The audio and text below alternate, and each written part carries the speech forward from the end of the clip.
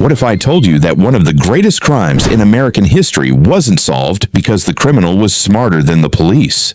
It wasn't solved because the criminal simply disappeared. No fingerprints that led anywhere, no body, no confession, no verified identity. Just one ordinary-looking man who boarded a plane carrying nothing more than a black briefcase and vanished into the darkness with $200,000. More than half a century has passed since that night. Thousands of suspects have been investigated. Millions of dollars have been spent. Some of the world's best investigators have tried to solve the mystery. Yet, nobody can answer one simple question. Who was D.B. Cooper? Did he survive? Or did he die somewhere deep inside the freezing forests of the Pacific Northwest?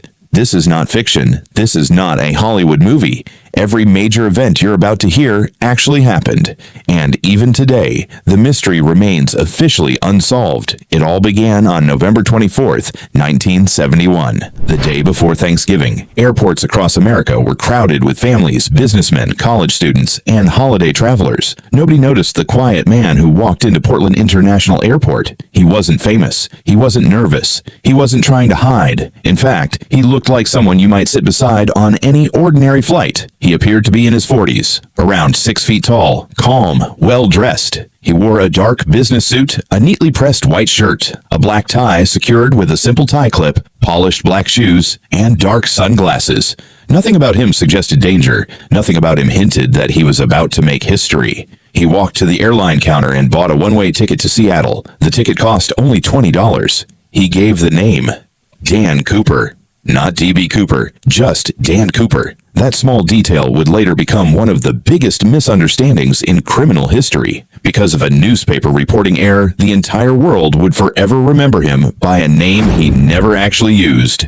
D.B. Cooper. At approximately 2:50 in the afternoon, he boarded Northwest Orient Flight 305. It was a Boeing 727 carrying 36 passengers and 6 crew members. The flight was expected to last less than an hour. Nobody expected it to become one of the most famous flights ever recorded. Cooper quietly took his seat near the rear of the aircraft. Seat 18C. He ordered a bourbon and soda, lit a cigarette, and calmly watched the passengers around him. Everything about his behavior seemed normal. He wasn't sweating. He wasn't looking around nervously. He wasn't acting like a desperate criminal. If anything, he looked remarkably relaxed. That calmness would later become one of the most disturbing parts of the entire story, because whatever he was planning, he had planned it long before stepping onto that airplane. A few minutes after takeoff, Cooper reached into his pocket and wrote something on a small piece of paper. Then he handed it to one of the flight attendants. Her name was Florence Schaffner. She smiled politely and slipped the folded note into her purse without reading it. This wasn't unusual. Flight attendants often received phone numbers or awkward messages from passengers. She assumed this was just another one, but Cooper leaned slightly toward her. His voice remained calm, almost gentle. "Miss, you'd better look at that note. I have a bomb." For a split second, time seemed to stop. Florence slowly unfolded the paper. Her eyes scanned the words. The message was short, direct, and terrifying.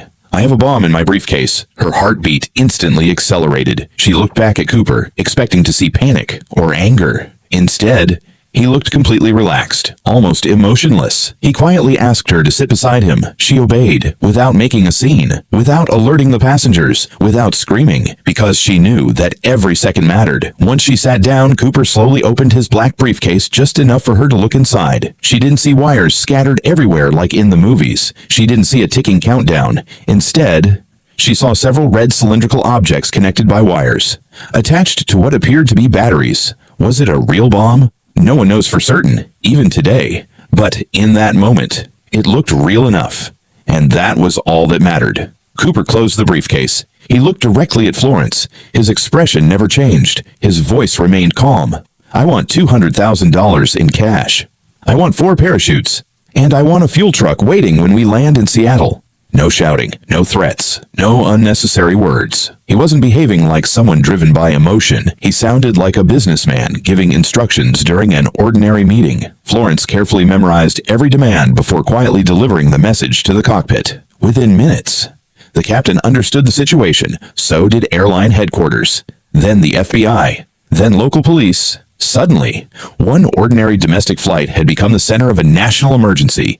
The aircraft continued circling in the sky instead of landing immediately. Officials needed time to collect the ransom, time to find parachutes, time to prepare for whatever happened next. Meanwhile, inside the cabin, most passengers had absolutely no idea they were sitting just a few rows away from an armed hijacker. Some read newspapers, some chatted with family members, others simply looked out the window, completely unaware that history was unfolding around them. Only the flight crew knew the truth. And somehow, the mysterious man sitting in seat 18C never appeared impatient, never raised his voice, never lost control. He simply sat there, sipping his bourbon, smoking another cigarette, and quietly waiting for Seattle. As Flight 305 circled above Seattle, the FBI made a difficult decision. Saving lives mattered more than catching the hijacker. Banks quickly gathered $200,000 in $20 bills, carefully recording every serial number. Authorities also delivered 4 real parachutes, fearing Cooper might force a hostage to jump with him if they supplied fake equipment. When the aircraft landed in Seattle, Cooper kept his word. After receiving the money and parachutes, he released all 36 passengers unharmed. Only Captain William Scott, First Officer William Radazak, Flight Engineer Harold Anderson, and Flight Attendant Tina Mucklow remained on board. Cooper then gave the pilots a new destination, Mexico City. He also ordered them to fly at 10,000 feet, around 200 knots, with the wing flaps partially extended. These weren't random instructions. They suggested Cooper understood the Boeing 727 surprisingly well. Because of fuel limitations, the crew convinced him to stop in Reno, Nevada first. Cooper agreed without argument. At 7:40 p.m., Flight 305 took off once again into a cold, stormy night. Rain pounded the aircraft while military fighter jets secretly followed from a distance. Inside the cabin, Cooper calmly prepared for the next phase of his plan. He tied bundles of cash to his body using parachute cords and asked Tina Mucklow to return to the cockpit. Before she left, she offered to help.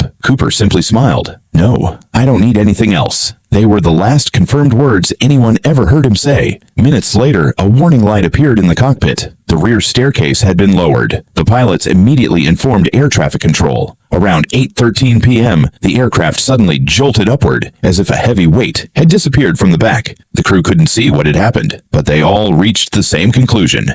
Cooper had jumped. When Flight 305 landed safely in Reno, FBI agents stormed the aircraft. The cabin was empty. The rear staircase was open. 2 parachutes were gone.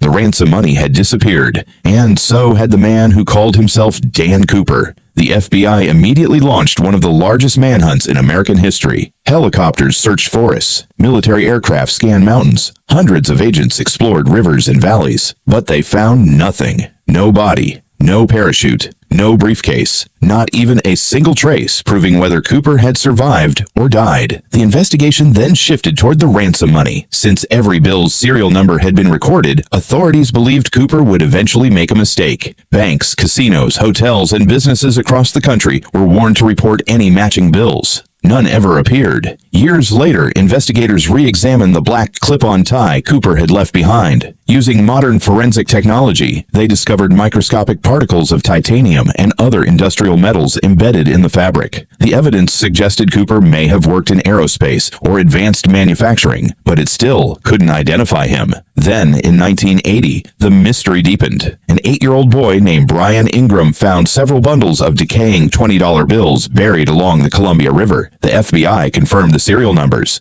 The money belonged to Cooper's ransom. It remains the only confirmed portion of the ransom ever recovered. No one knows how it ended up there. The rest of the money has never been found. Neither has the parachute. And more than 50 years later, no one knows who D.B. Cooper really was.